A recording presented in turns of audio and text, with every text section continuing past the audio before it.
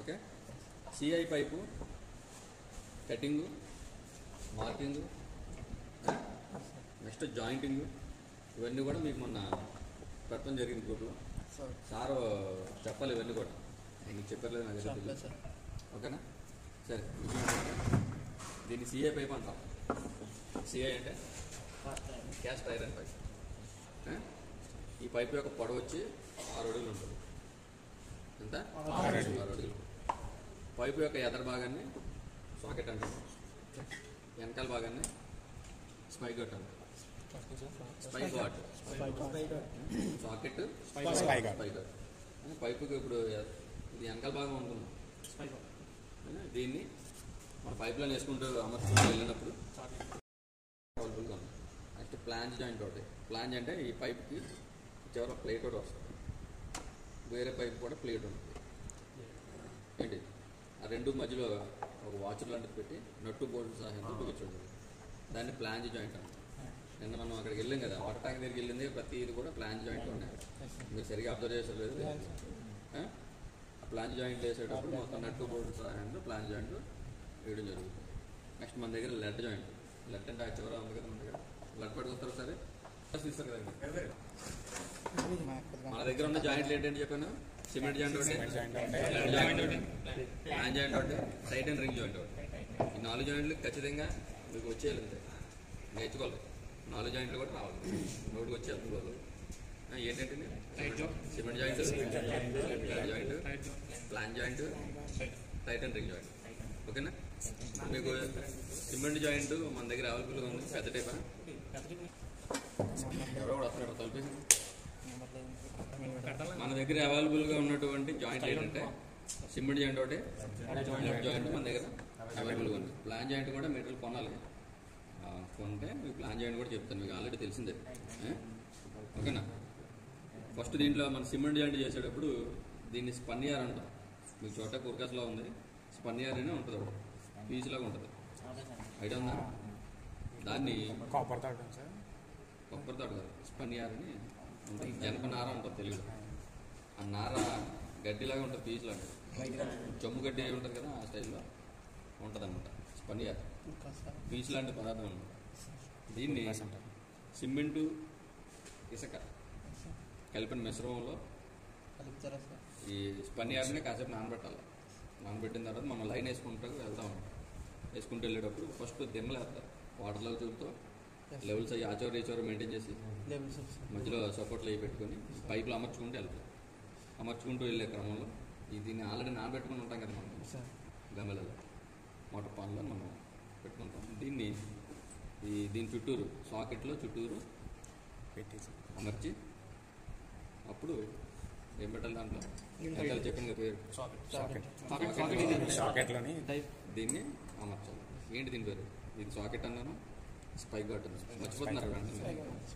సాకెట్లో స్పైగాట్ని అమర్చాలి. దీని చుట్టూరు చేద్దాం ప్రాక్టీస్. 4 కింటలు ఉంటుంది, అది తీసుకురాలి. ఇలా 4 కిలో ఉంటుంది. ఆల్రెడీ జనపనారని మన దీంట్లో కడని ఏదన్నా ఆల్రెడీ మనం స్పన్నియార్ తీసుకొని సాకెట్లో స్పైగట్ని కూర్చోబెట్టాలి. అందరి మధ్య ఏంటంటే దీని చుట్టూరు దీన్ని చుట్టి దీంట్లో ఇలాగా సెట్ చేయాలి. ఇది లోపల కంటే చేతితో కోవడానికి మనకి పని అవుతుంది కనుక దీన్ని ఉపయోగిస్తాం. దీని పేరేంటి చెప్పాను? Caulking tool. దీనితో దీన్ని ఇలాగా చుట్టూరు కోరాలి. ఇది ఇచ్చిన దాంట్లో కూరిన తర్వాత చుట్టూరు కూరిన తర్వాత కొంచెం గ్యాప్ వస్తుంది కదా, ఆ యొక్క గ్యాప్ని మళ్ళా సిమెంట్ మిశ్రమం ఉంటుంది కదా కలిపింది. సిమెంట్ మిశ్రమం 1:3 నిష్పత్తిలో కలపాలి. 1:3 ఏంటి? 1 అంటే 3 అంటే అర్థమైందా? 1:3 నిష్పత్తిలో కలిపిన మిశ్రమాన్ని దీని చుట్టూ వేసి షేప్ ఇక్కడ ఎలా ఉంది ఈ పక్కన అదే షేప్లో ఈ పక్కన కూడా మనం కరెక్ట్గా చేయాలి. అంతేగాని మొదలు పెట్టేసి బలంగా ఎక్కువ పెట్టడం వల్ల ఉపయోగం. ఫస్ట్ దీని కింద సిమెంట్ ఇలా చేతితో తీసుకొని అక్కడి నుంచి ఇలా పెట్టుకుంటే ఇలా పైకి రావాలి. ఇలా పైకి వచ్చినప్పుడు ఇలాగ జస్ట్ స్మూత్గా చేయాలి. ఫినిషింగ్ కూడా చేయాలి ఖచ్చితంగా. ఎలా పెడితే అలా చేసేస్తే మాత్రం కుదరదు, లీక్ అవుతుంది. కింద బాగా పెట్టాలి. వాటర్ ప్రవహించేది ఎక్కడి నుంచి ప్రవహించేది? వాటర్ పైన పై ఎత్తులు వెళ్తాం. అడుగు నుంచే కదా. జాయింట్ వేసేటప్పుడు కూడా ఖచ్చితంగా బాగా కవర్ చేయాలి ఫస్ట్, అప్పుడు పైకి రావాలి చేయాలి. అదవుతుందా? దీన్ని సిమెంట్ జాయింట్ అని పిలుస్తాం. Lead joint. Next lead joint దగ్గరికి వచ్చేసరికి లోపల ఫస్ట్ లెడ్ వేసిన తర్వాత లోపలికి వెళ్ళిపోకుండా ఉండడానికి ఫస్ట్ లోపల స్పనియర్ పూరేసి కనబడుతుందండి శుభ్రంగా. అది ఉంది కదా, మూగుడు ఉంది కదా, దాన్ని ఏమంటాం? లెడ్ మెల్టింగ్ పాట్ అంటాం. Lead melting pot. పాట్ ఉంటుంది పెద్దది. అది మొత్తం కరిగిపోయిందంటే మంచినీళ్ళగా అయిపోతుంది. మొత్తం మన ఫేస్ మొత్తం నీట్గా అందిస్తుంది. అందులో అర్థంలా ఉంటుంది అన్నమాట. కరిగిపోయింది మళ్ళీ హీట్ తగ్గిపోయిన తర్వాత కరిగేటారు చాలా కుదురుగా ఉంటుంది. ఏమాత్రం వేడిది ఇలాగా చేతిలో కట్టాని పడిందంటే ఇలా కిందకి వచ్చేది ఉండదు. చేతిలో కిందకి వచ్చేది హీట్ ఉంటుంది. చెప్తున్నాను జాగ్రత్తగా చేయాలి, ప్రాక్టికల్ అని చెప్తున్నాను మీకు. సేఫ్టీ ఉంటాయి కదండి, షూలు ఉంటాయి కదండి, ఏం పర్లేదండి అంటే వెనకాల నుంచి ఎవడు రాయేసాడు అందులో ఎవడంటే ఆడుకుంటున్నాడు. ఆ తొంటర అసలు గట్ట అయిపోతుంది. అలాంటి చేసేలా ఉంటే మాత్రం ఆపదు బలవంతమే. రైటా?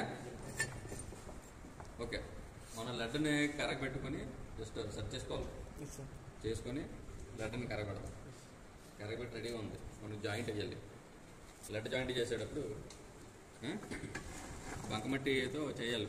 ఉంటే చూడండి ఎక్కడైనా బంకమట్టి రాళ్ళు అవి లేకుండా ఉంటుంది కదా, అందుకోసం. రాళ్ళు ఏమైనా ఉంటే మాత్రం ఈ వేడికి అయిపోయి వెళ్తాయి అన్నమాట, పేలిపోయే అవకాశాలు ఉంటాయి.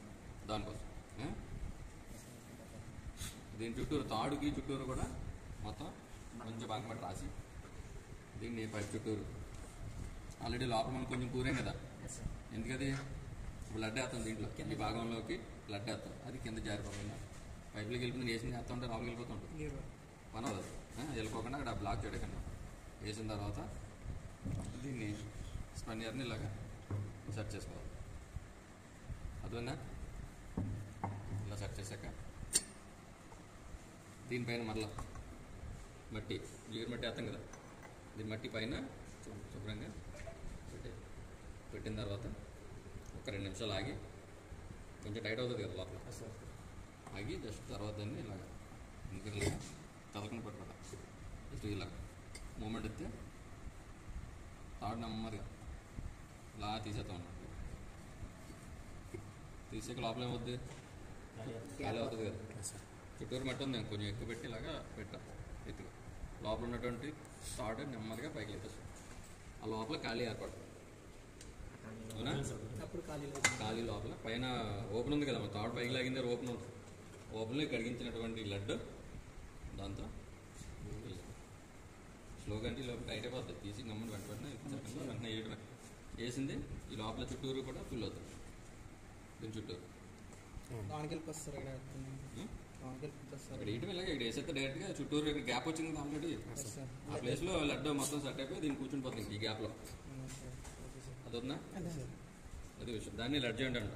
అయిపోయిన తర్వాత ఈ మట్టి పైన ఉన్నదంతా ఆరిపోతుంది. అప్పటికి వేడి వెంటనే చుట్టూరు ఉన్నది తీసేసి పైన కొంచెం ఎక్స్ట్రా అవుతుంది వేసిన దగ్గర. చుట్టూరు రౌండ్ షేప్ వచ్చేస్తుంది. పైన కొద్దిగా ఇదిగా వస్తుంది. దాన్ని శానం బట్టి ఇది కొంచెం ఎక్స్ట్రా అవుతుంది. మరి ఇక్కడ పైన వేసిన తర్వాత పై నుంచి ఎలా వేసిన తర్వాత కిందకి వెళ్ళిపోద్ది. కింద నుంచి ఇలా నిండుకుంటే పైకి వచ్చేసాక రౌండ్ షేప్ రాదు. ఇక్కడ కొంచెం ఇలా పైకి వస్తుంది. అవి వచ్చిందని దీని పైకి సమానంగా పెట్టి కట్ చేసేస్తే ఇంకా కరెక్ట్గా ఉంటుందండి. చుట్టూ రింగులాగా వస్తుంది. ఇంకా ఎట్టి పరిస్థితుల్లో లీక్ అయ్యే ఛాన్స్ అయితే ఉంటుంది. ఇప్పుడు మనకి ఈ బిల్డింగ్ చుట్టూరు ఉన్న ప్రతి పైప్ లైన్ కూడా బీడ్ పైప్ లైన్ ఉంది. గవర్నమెంట్ వర్క్లకి దేనికైనా జిఏ పైపుతోనే ప్లంబింగ్ పైన చేయాలి. శానిటేషన్కి వచ్చేసరికి సిఏ పైపులతోటే చేయాలి. ఇవి ఎక్కడ బయట ఎక్కడ మీకు ఎవరు చెప్పాలి. ఈ పైప్ లైన్ ఎక్కడ కూడా లేదు. జిఏ పైప్ లైన్ కూడా ఎక్కడ లేదు మీకు చెప్పాను. సిఏ పైప్ లైన్ కూడా ఎక్కడ లేదు మీకు చెప్తాను. నేర్చుకోండి. గవర్నమెంట్ అట్లా గవర్నమెంట్ ఎక్కడైనా వచ్చినప్పుడు దీని మీద కనీసం అవగాహన లేకపోతే సర్టిఫికేట్గా ఉపయోగం ఉంటుంది. అమ్మా ఇది మాత్రం ఖచ్చితంగా నేర్చుకోండి. సిఏ పైపు ఇది మహాత్ములు చాలా సబ్జెక్ట్ ఉంది. నేర్చుకోండి. మీరు ఎంత నేర్చుకుంటే అంత మంచిది. ఓకేనా? అర్థమైనా అర్థం కాలేదు. 2 చెప్పాను జాయింట్ ఇప్పుడు ఏంటంటే దీంట్లో భాగంగా ఫ్లాంజ్ జాయింట్ ఒకటి మనం చెప్పాలి. ఫ్లాంజ్